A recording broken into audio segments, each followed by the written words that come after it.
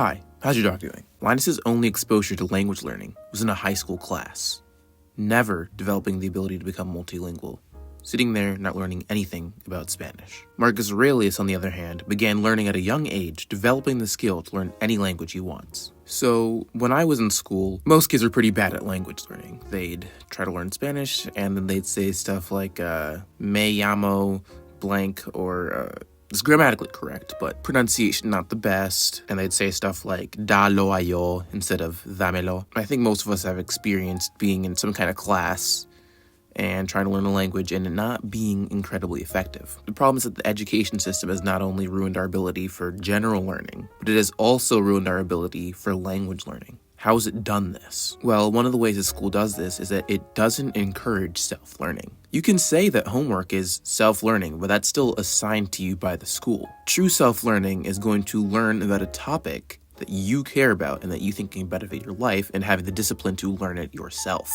not somebody else's discipline to assign work to you for you to do. So, assuming you're in or even out of the education system, your ability for learning and language learning is kind of messed up from the beginning. However, there are still things you can do to change it and get it back to what it's supposed to be. So what we need to do is to cultivate the discipline to stick to language learning, and by using the right methods to do so. So that way it's actually something that you will stick to instead of just dropping it after a little while because you weren't motivated enough to do it. So what we can do for this is something I recommend is creating a schedule, because when you plan something out, that will always save you time. Because let's say that it takes you 10 minutes to plan out the next day. You might not think that it's very helpful and you can keep it in your head. However, having that schedule there and actually being able to see what you're supposed to be using your time for is very different. For example, let's say that you want to exercise at 7 p.m. every single day. If you have that in your head, first off, you just might miss the time when it comes. It might be 7 and you're just like, oh, well, it's 7 already, so I guess I can't do it. I started too late. If that happens, you should still do it. But creating a schedule will increase the chance that will not happen. Another thing is that when you create a schedule, you are more likely to plan for the thing happening as well. If you're going to make sure that you exercise at 7 p.m., you are more likely to sort of plan for that.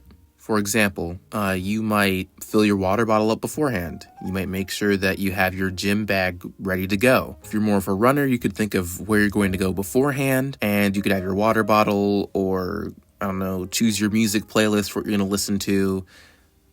Maybe choose your meals for before and afterwards. It doesn't really matter, but you're more likely to plan it, so you're more likely to do it, and it'll be a lot easier of a transition. Also, when you keep it in your mind, it's a little more wishy-washy. For example, even if you just think in your mind, I want to exercise at 7 p.m., you are less likely to do it because your mind is more willing to just change things a little bit just to add it with how you feel. When you set it, write it down or put in your calendar or something, the schedule, your mind is going to see that as kind of an outside thing. So even though you made the schedule, it will kind of see it like the teacher guiding you to make sure that you're doing everything on time and being on task. Like, even if there's one thing you want to do an hour from now, just write it down. Set a reminder for it or a timer or something like that, so that way when the time comes, you know that it's that time and you can prepare for it. And even if you miss something or you're late to it, just shift everything back by how much you missed it by, or even a little more so that you have time to transition. I do this for just about everything in my life. For a personal example, I, as an athlete, I just got over recovering from a hip flexor injury. I had to go to physical therapy for that. So instead of just having it there and kind of being like a little more wishy-washy, not really thinking about it, say it's at 6:30, that could get in the way of me recording a video or some time for working or something like that. So I just work around it. Instead, maybe I'd push up exercising a little bit earlier in the day so that I could shift it back and make time for it. So just kind of having the idea that I want to do it. Having concrete goals and times and mindsets is what is very helpful for you. And I'd also have stuff like, make sure you're ready. Like, make sure that you have shorts with you so that way you can, change out of your jeans and make sure that you can do that. Make sure that you're thinking about what your pain level's at, stuff like that. So that way everything goes a little more smoothly. Getting into the car is more quick, and the actual appointment would be a lot easier as well, because I'd already have some stuff to think about and say in my mind already. So for you, if you want to create a schedule, if you want to learn a language or learn about a certain topic, make the time for it. Not even as soon as you're done watching this video. Right now, open up your phone, look in the calendar or the reminder app, whatever it is, and you are going to set a time to learn your language or learn a skill. You're going to set a time for that right now. I don't care when it is, I don't care if you have to wake up early for it or have to wake up late for it. Set it right now. You know what? I'll even do this too, because to be quite honest, I have been a little more wishy-washy with language learning. So I'm going to actually set a time for that. So right now, I'm going to set my time for language learning. I'm going to set that for today at 7 p.m. It should be 6 or 7. 6 p.m. And if something happens where I need to shift that, I will. Right now, I'm going to do some language learning at 6 p.m. because the rest of my day I have filled out right now. Like my work schedule, my morning routine, stuff like that. So, yeah, right there. I have just made this change right now. After talking about that, the next thing you can do is to change your identity to that of a lifelong student. Because most of us will only see ourselves as students within the education system rather than as people who are always learning. You should always be learning, whether it be a language or a skill or just general information and knowledge. That is important for you to live a good life because that gives you greater perspectives in some way. Like even if you learn that, some random fact about an animal, you can use that to build a perspective about something else. For example, I'll give a personal example of this with music for me. So in music, for those who aren't aware, you have that sense of like home base for a tune. That's called the tonic for the scale. So something I do personally, which is kind of weird, is I tap my foot, or something where it involves my left side, my right side. It only feels completed once I've done it on my right side. Like my right side is the tonic, and the one that leads to it that sounds like it wants to resolve to the tonic in music is called the dominant.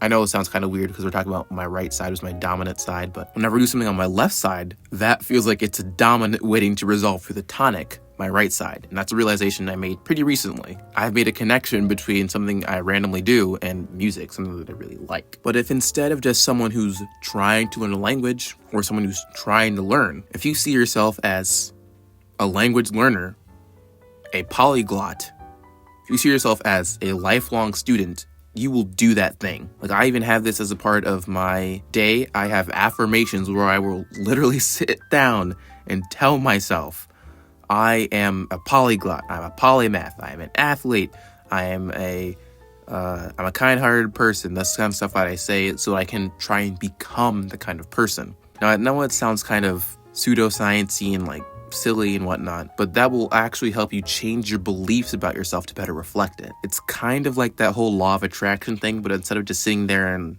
thinking about how you want a Lamborghini and expecting it to appear, instead what we're doing here is to change our identity so that way we can try and match those when we act. So now, when I think about it and I'm like, oh, would a polyglot do this? Would they miss a day of their language learning? Maybe for a special occasion, but not typically. Oh, I'm, for lack of a better word, an entrepreneur of sorts with this whole YouTube channel. I guess I could turn it into one, entrepreneurship. Entrepreneur not work on their business every day. I mean, this isn't really like a business right now, but it's just a YouTube channel. But you get what I mean? Like, this is the kind of thing that you need to think about because that gets you in the mindset of being this kind of person that you want to be. So that way you are more likely to act in that way. And, I could probably make more videos about this kind of stuff anyway, so there's that. I hope this video was helpful for you. There's not too much else to say, so I guess we'll see you in the next video. I do have a very long recording session. I'm recording 6 videos total, so we'll see how that goes. Alright, Tayo Dagasadai.